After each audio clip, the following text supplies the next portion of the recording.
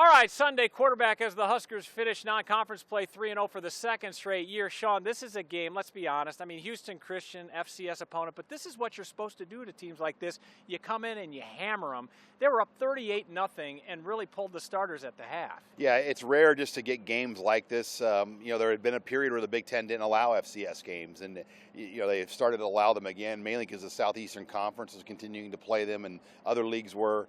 And they took full advantage of it. I mean, you want to play these guys because when you play a 9-game conference schedule and then maybe a Power 4 or a non-con game, it's really hard to play a lot of players. And I think what the last 2 weeks have done have given TJ Lateef a blueprint. It's given a lot of other players snaps and repetitions that, 3, 4, 5, 6, 7 years ago, like under Scott Frost there, we didn't really see that very often where this many guys have been able to play in football games. Yeah, Lateef was outstanding again on Saturday. 5 for 5, 126 and a touchdown, and he ran for a score as well. And Dylan Raiola, I mean, this guy, I don't know if he's getting the national pub he deserves. He completes 71% of his passes Saturday, and his completion percentage for the season goes down. He's completing 76.6% of his passes. Yeah, Dylan has done everything that you want him to do. I think now it's win a big game. And I think that's why he's not getting maybe the praise nationally, because he's yet to really get that big win. He lost to Illinois. He lost to Indiana last year. Obviously, they could have beat Ohio State last year, and they lost the Iowa game.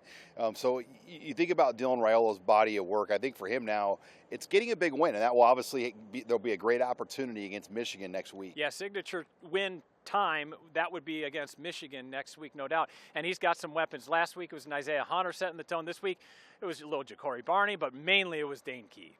Yeah, Dane Key made it look easy. I mean, he's just such an effortless-looking player. You rarely see him make mistakes. He's a veteran, and that's why Nebraska brought Dane Key in. They brought Isaiah Hunter in to give Dylan Raiola the weapons to make those throws. Last year, they didn't have the consistency at the split end position with the guys they had. I feel like it's so much better with just the weapons now they have around Dylan Raiola. Yeah, Key goes over 2,000 yards career-wise, and then he goes over the 100-yard mark for the first time at Nebraska, fourth time in his career. He scored a touchdown in each of his last 3 games. Running back-wise, I think we got to find something in Quentin Ives. He really performed well. He was the leading rusher for Nebraska. Yeah, they really made an emphasis to get Quentin Ives going in the game on Saturday. I think the bigger question was what was the holdback on Mekhi Nelson, because he had been the number 2 running back. We didn't see him. It was a head coach's decision, but it was a real positive to see Ives get the amount of work. He's really never been able to get in a rhythm like that. So on running back, sometimes you need 8, 10, 12 carries, and Ives was able to get a solid workload here. No doubt 12 carries for 85 yards and a touchdown. Defensively, the Huskers had a scoop and score after a sack, forced fumble. I thought that Nebraska's turnover margin was a big key this non-conference season. They're +4 going into Big Ten. Yeah, they haven't been in a +4 neighborhood in a while. I mean, we kind of tracked it over the years, and then they always have that one negative. I mean, think about the Matt Rule's first season. The whole they were -17 in the first season. Well, in the first couple of weeks, they were like -8 or -9 after Colorado and Minnesota.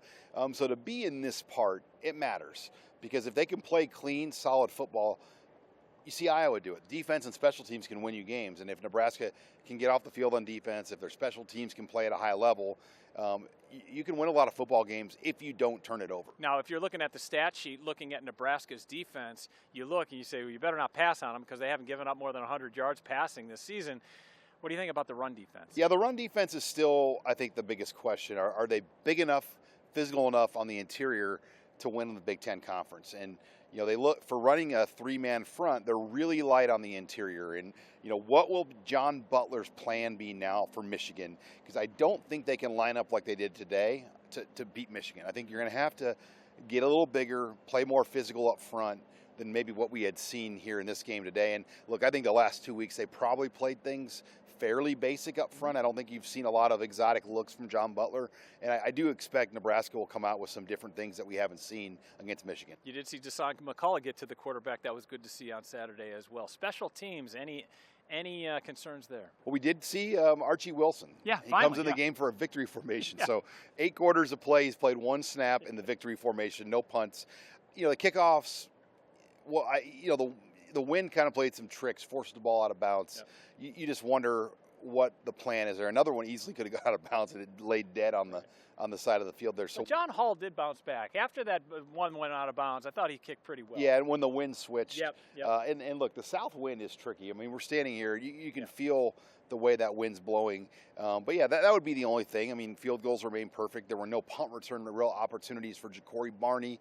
Isaiah Mosey, though, had a nice return. What do you think of the red uniforms? First time since '86 they wear the traditional red tops with the red bottoms. Yeah, it's fine. I mean, I think especially in a game like this, where you can't be like, we lost, we can't wear these uniforms again. Well, you wear them in a game like this, and hey, Pretty safe. it's a pretty safe choice because the all whites, as you know, have been kind of bad lucks. Well, we'll see what they were next Saturday. I'll tell you this much, though. Nebraska this century has never lost a game in which they've worn the traditional reds and the traditional red pants with the traditional red jerseys. Keep that in mind. As Nebraska takes on Michigan as Big Ten Conference season begins next Saturday, it's 2:30 kick. It's on CBS.